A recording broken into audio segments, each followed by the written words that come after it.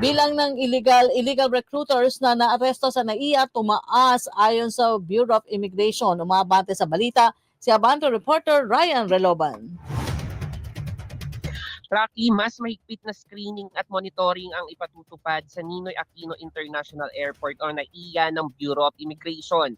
Ayon kay Immigration Spokesperson Dana Sandoval, dumadami na naman ngayon ang naaresto nila sa NAIA kaugnay sa kaso ng human trafficking. Isa sa na-monitor ay pagtaas ay ang kasong catfishing, isang uri ng trafficking na ginagawang scammer sa abroad ang mga biktima.